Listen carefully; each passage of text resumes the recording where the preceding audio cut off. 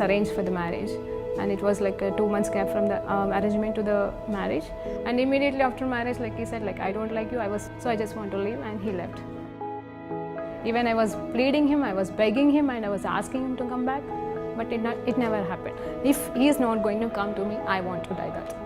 If he is going to be separated from me, I should die. The day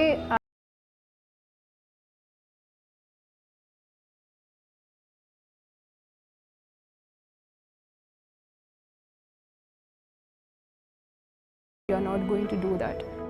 Immediately I called to one of my Christian friends, and she shared with me the gospel. On the spot, I accepted Lord as my Savior. The next moment, I felt free from the burdens and all kind of thoughts, and everything left me. Praise Lord అండి, దేవునికి మహిమ కలుగును గాక.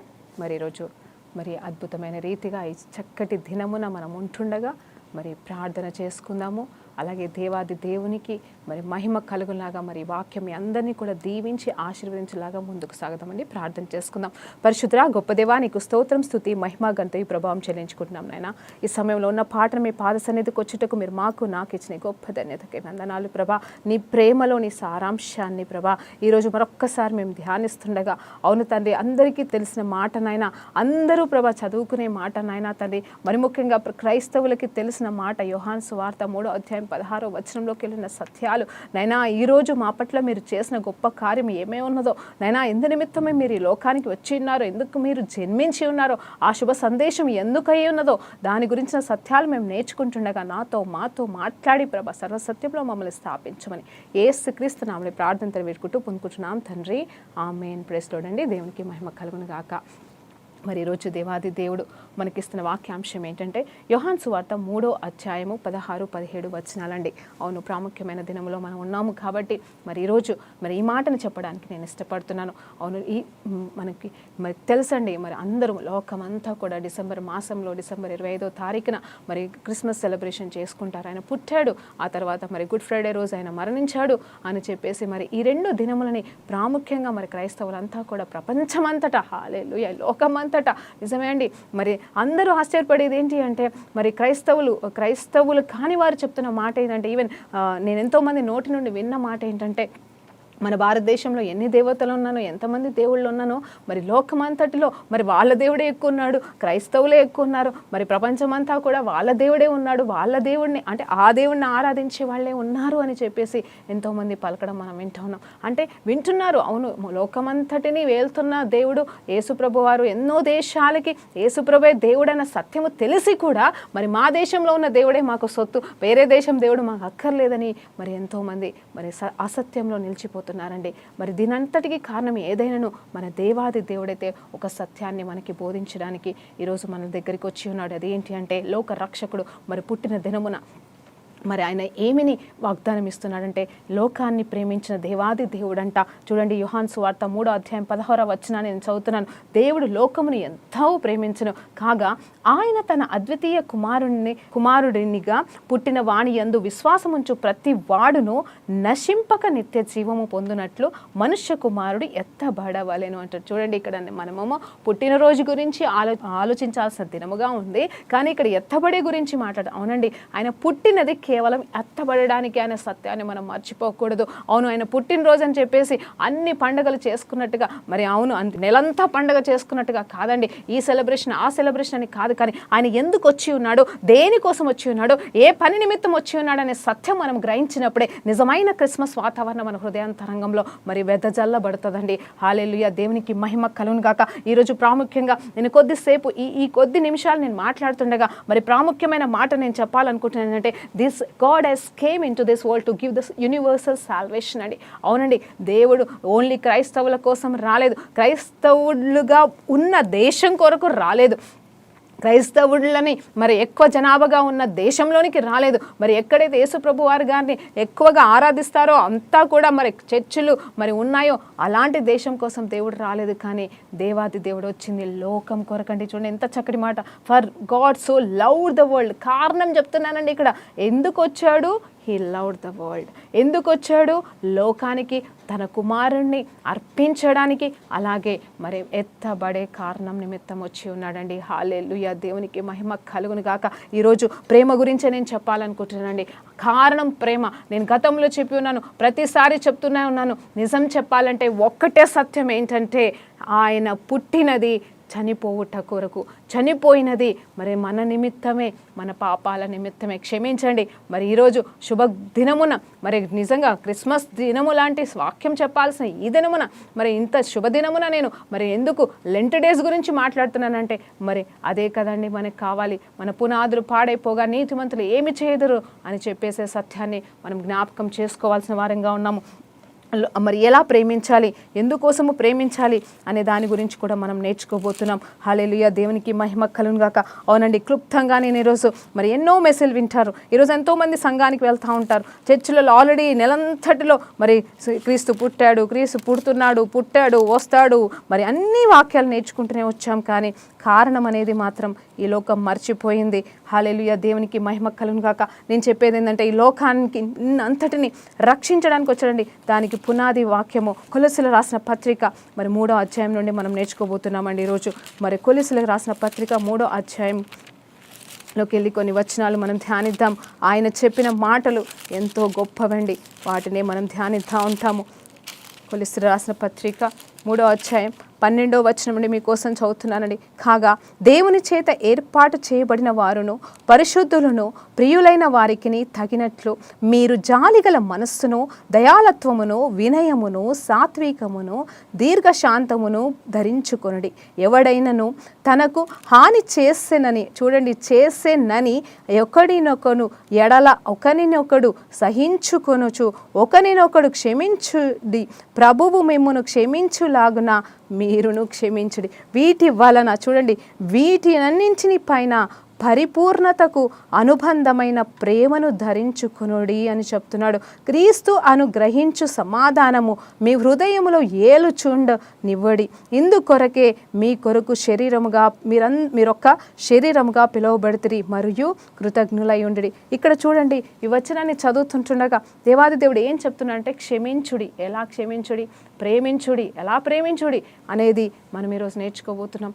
ఆయన వచ్చినది లోకాన్ని already ప్రేమించాడు కాబట్టి మరలా చెప్తున్నానండి, సిలువ అనేది ఒక మరే సొల్యూషన్ మాత్రమే అని మీకు చెప్పాలనుకుంటున్నాను. నిజమే, దేవుడు ఆల్రెడీ లోకాన్ని ప్రేమించాడు.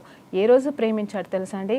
దేవాది దేవుడు మరి ఈ లోకంలో ఏమున్నా లేకపోయినను లోకాన్ని సృజించిన సమయంలో మరి తన హృదయాంతరంగం ఏ రీతిగా ఉందో మనకు తెలియదు. కానీ ఏ రోజైతే ఆదాముని, ఆ తర్వాత అవ్వని మరి తను తయారు చేసి లోకంలో జీవించడానికి తన జీవాత్మని ఊది ఉన్నాడో అప్పుడే ప్రేమ పుట్టేసిందండి. హల్లెలూయా, దేవునికి మహిమ కలుగును గాక.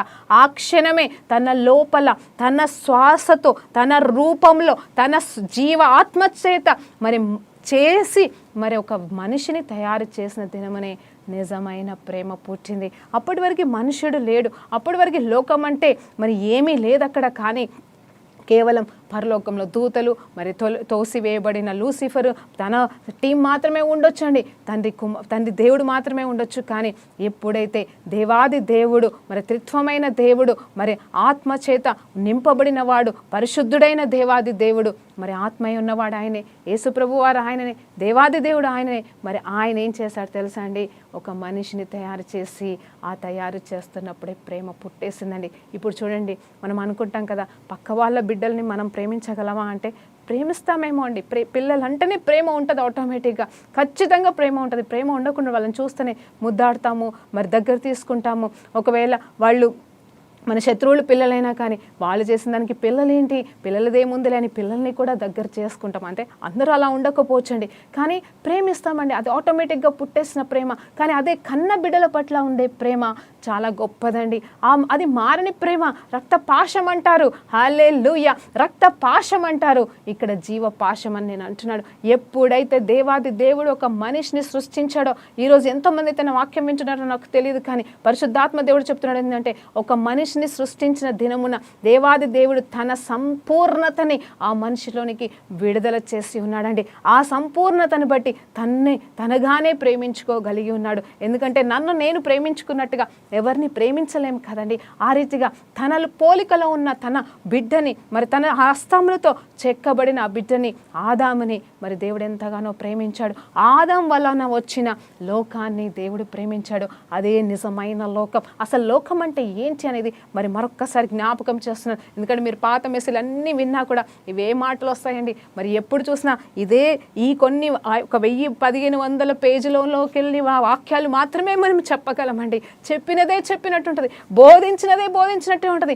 ఎందుకు తెలుసా? ఇది సత్యం, ఇదే మన జీవం. నిన్న అన్నం తిన్నామా, మళ్ళీ వాళ్ళు అన్నం తింటాం. ఎందుకంటే కాదు కదండి, ఆ సత్యము మనల్ని మార్చడానికి, ఆహారం మనకి జీవాన్ని ఇవ్వడానికి. ఇది నిత్య జీవం అండి. అందుకే పాత నిబంధనలో చెప్పిన మాటనే కొత్త నిబంధనలో కూడా చెప్తున్న మాట ఏంటంటే, వాక్యానుసారంగా జీవించాలంటే వాక్యాన్ని దివారాత్రములు ధ్యానించమంటున్నాడు దేవాది దేవుడు. అవునండి, ఏ థియాలజీ పుస్తకాల్లో, ఏ సైన్స్ పుస్తకాల్లో ఎక్కడెక్కడికో వెళ్ళి ఇంకేదో తవ్వాల్సిన అవసరం లేదు. కానీ ఈ 1500 పేజీలు మాత్రమే ఉన్న ఈ పుస్తకాన్ని నువ్వు దివారాత్రములు ధ్యానించిన ఎడల నువ్వు కంప్లీట్గా ఆయన స్వరూపంలో మార్చబడతావు. ఎందుకు ఈ మాట చెప్తున్నానంటే, ఆదాము కాలంలో ఆదాము దేవుని పోలిక పొందుకొని పాపము చేసినప్పుడు పడిపోయాడు. పడిపోయిన బిడ్డని విడిచిపెట్టకుండా ఆ బిడ్డ ద్వారా వచ్చిన పాపము మరి జయించాలంటే, ఆ పాపాన్ని తోసివేసేయాలంటే మరి దేవాది దేవుడు ప్రేమించాడు. కాబట్టి ఆ ప్రేమకి సొల్యూషనే ఎలా విడిపించాలో తెలియక, ఏం చేయాలో తెలియక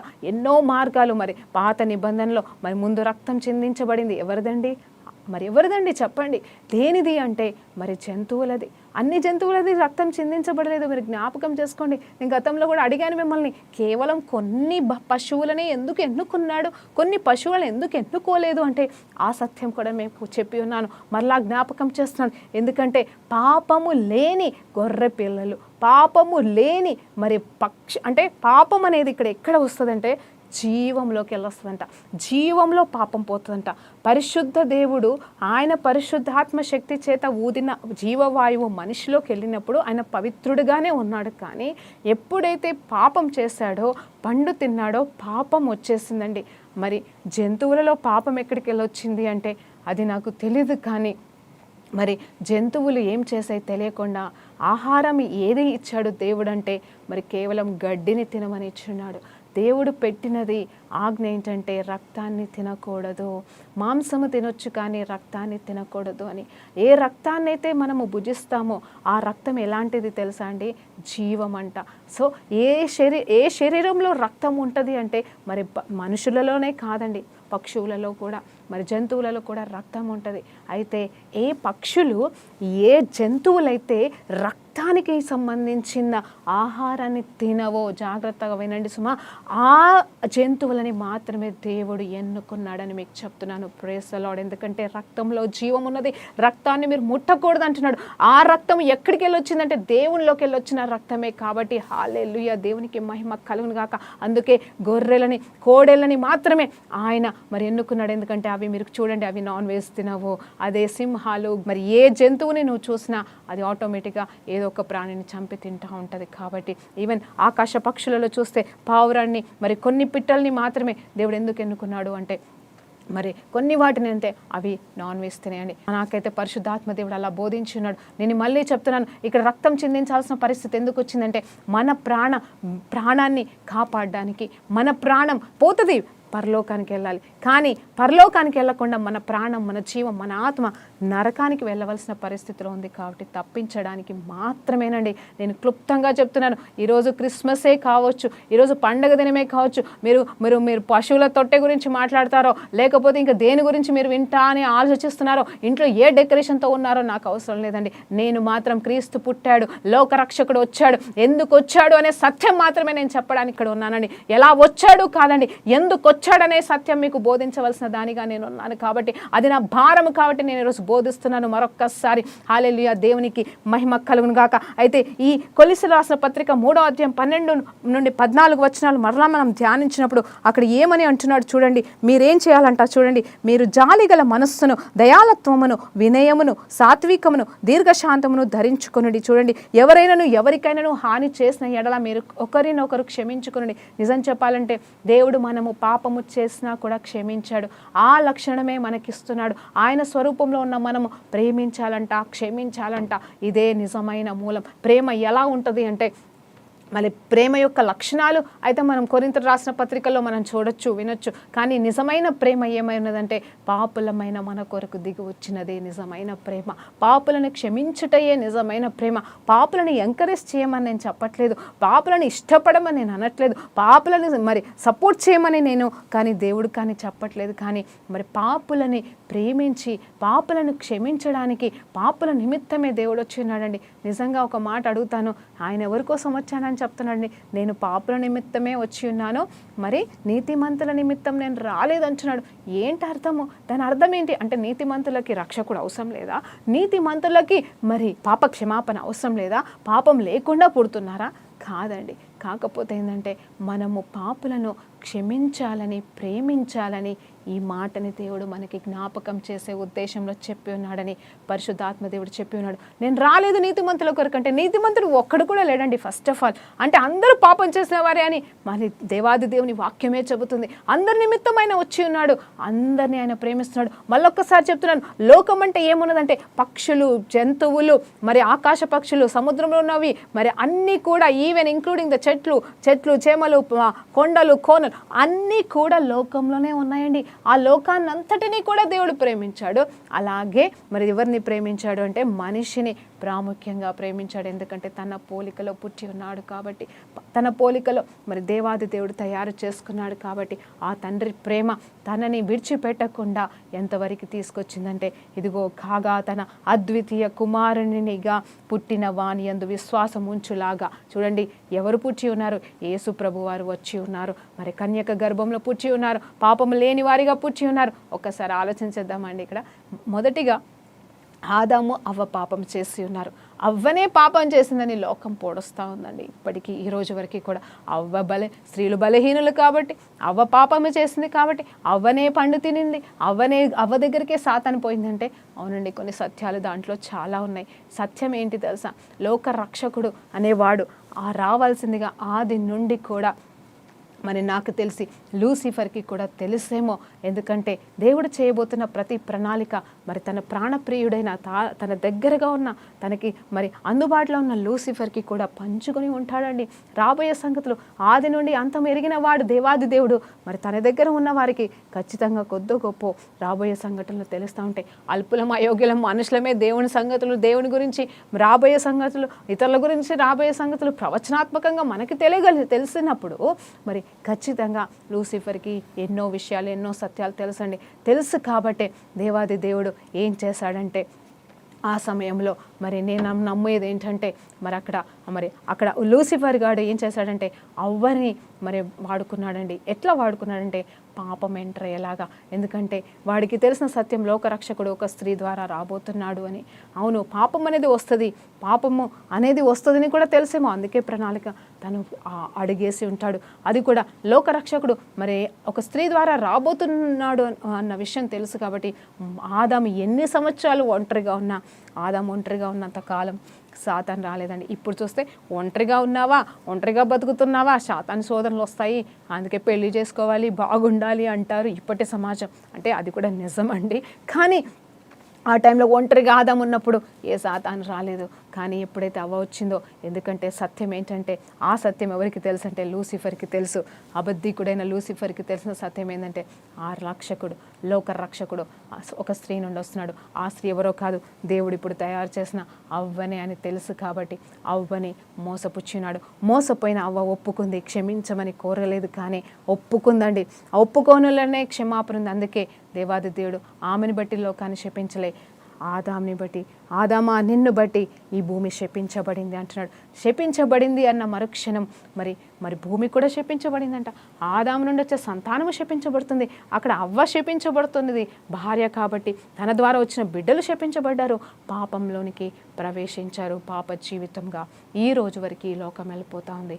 కానీ దేవుడు విడిచిపెట్టలేదు. పాపం ఎంటర్ అయినంత మాత్రాన దేవుడు విడిచిపెట్టలేదండి. ఇది మనం తెలుసుకోవాల్సిన నిజమైన క్రిస్మస్ గుడ్ న్యూస్ ఏంటంటే పాపము లోకంలోకి అడుగు పెట్టినది, పాపము కంటే కూడా గొప్పది ఏంటంటే దేవుని ప్రేమ అదే లోకంలో ఉన్నదండి. ఆ ప్రేమను మించినది ఇంకొకటి లేదు. పాపము ప్రేమని జయించలేదండి. కాబట్టి అందుకోసమేనేమో సమస్త దోషములను పాపములను ప్రేమ కప్పును అంటే నీ ప్రేమ నా ప్రేమ కాదండి, దేవుని ప్రేమ లోకంలో ఉన్న సమస్త పాపములను సమస్త దోషములను కప్పివేసింది.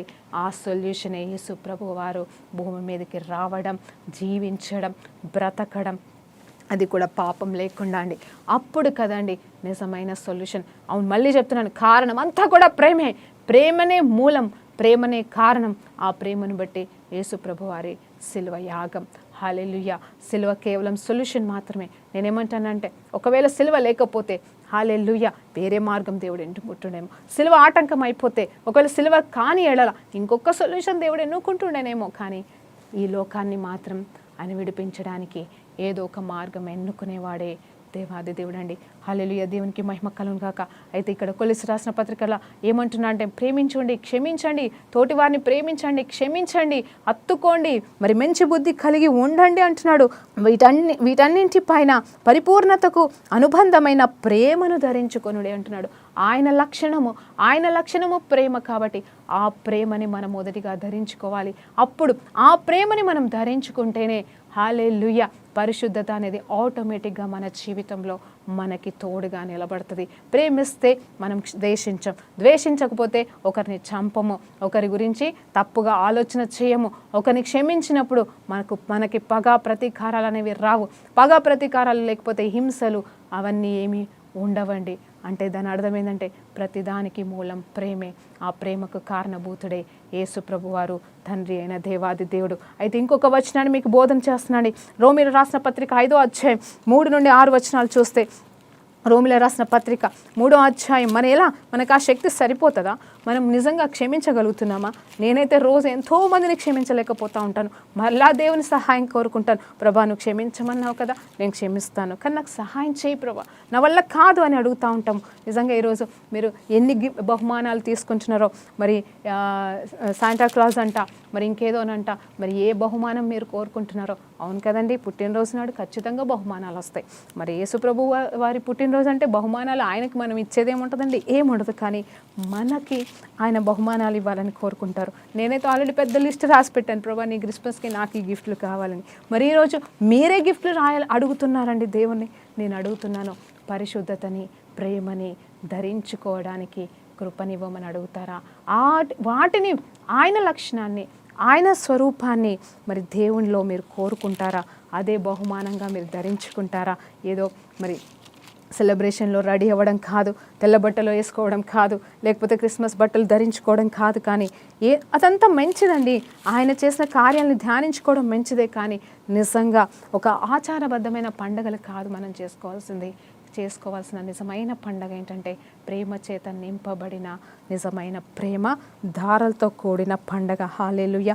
మరి రోమీయులకు రాసిన పత్రిక 5వ అధ్యాయంలో మనకి దేవుడు సహాయం చేయనుగాక. ఏంటండి చూడండి, అక్కడ నిరీక్షణ గురించి మాట్లాడుతున్నాడు. 3వ వచనాన్ని చదువుతున్నాడు. అంతేకాదు శ్రమ ఓర్పు పరీక్ష నిరీక్షణను కలగజేయునని ఎరిగి శ్రమల యందు అతిశయపడుదుము. అందుకనగా ఈ నిరీక్షణ మనల్ని సిగ్గుపరచదు. హల్లెలూయా. దేవునికి మహిమ కలుగును గాక. ఇంకొక మాట అండి, మనకు అనుగ్రహింపబడిన పరిశుద్ధాత్మ ద్వారా దేవుని ప్రేమ మన హృదయంలో కుమ్మరించబడి ఉన్నది.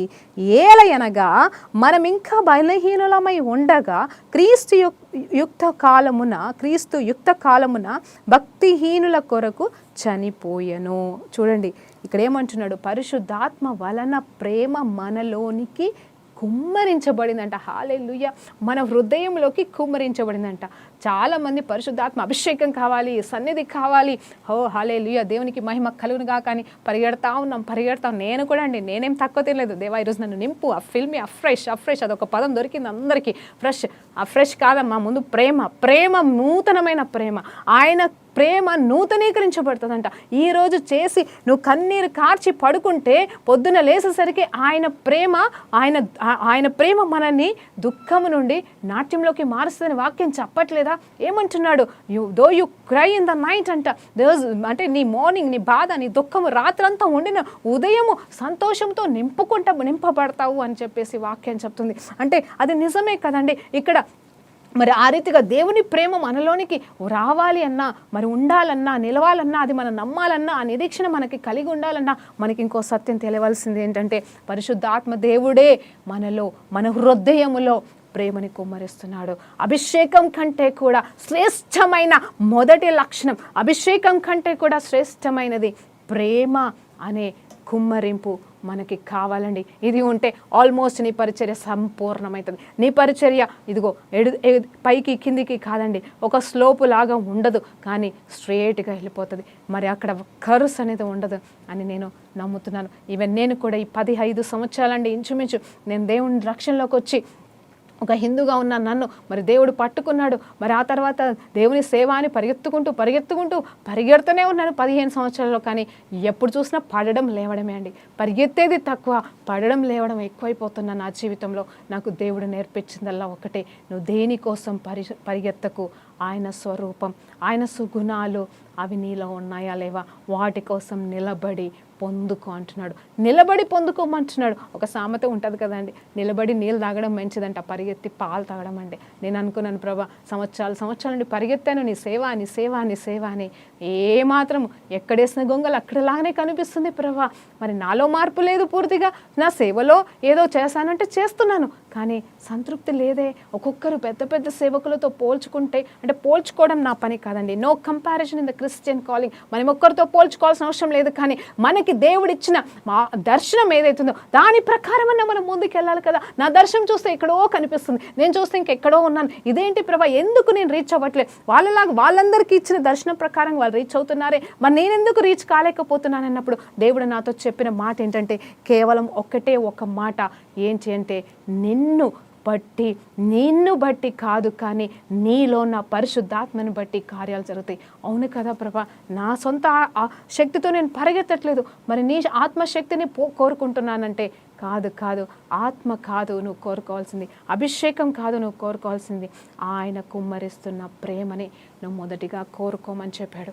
అప్పుడండి నిజంగా ప్రేమని మరి రుచి చూడడం మాత్రమే కాదు, ప్రేమను రుచి చూశాను, దేవుని ప్రేమను పొందుకున్నాను కాబట్టి చనిపోవాల్సిన దాన్ని నేను బ్రతికి ఉన్నాను. ప్రేమను పంచాలి, యేసు ప్రేమను పంచాలని యేసు గురించి సాక్ష్యం చెప్పడానికి ప్రయాస పడుతున్నామే, కానీ క్రైస్తవులమైన మనము, సేవకులమనే మనము కానీ నిజంగా నీలోకి వెళ్ళి ఆ ప్రేమ ప్రవహిస్తుందా అని ఈరోజు దేవుడు నిన్ను నన్ను ఈ క్రిస్మస్ శుభవేళ ప్రశ్నిస్తున్నాడండి. హల్లెలూయా, దేవునికి మహిమ కలుగును గాక. చూడండి ఎంత చక్కటి మాట ఉంటుంది ఇక్కడ, ఆయన పరిశుద్ధాత్మని మన హృదయాంతరంగంలో కుమ్మరించి ఉన్నాడంట. ఆయన లోకాన్ని ప్రేమించిన దేవాది దేవుడు తన కుమారుని, అద్వితీయ కుమారుని, శ్రేష్టమైన కుమారుని, అంటే ఒకే ఒక కుమారుని అండి, బిగాటన్ సన్ అని ఇంగ్లీష్లో చెప్తున్నారు. ఆ కుమారుని అంటే ఎవరో కాదండి, మళ్ళీ ఆయననే సృష్టించిన సృష్టికర్తే మానవ శరీరంలో వచ్చి మన కోసం నిలబడ్డాడు, మనకి విడుదలనిచ్చాడు. అవ్వ గురించి చెప్పాను కదండి, ఒక్క మాట చెప్తాను, ఏ అవ్వ ద్వారా పాపం వచ్చిందని లోకం నిందిస్తుందో ఆ నిందను మొదటగా కొట్టి పడేశాడండి. ఎట్ట తెలుసండి,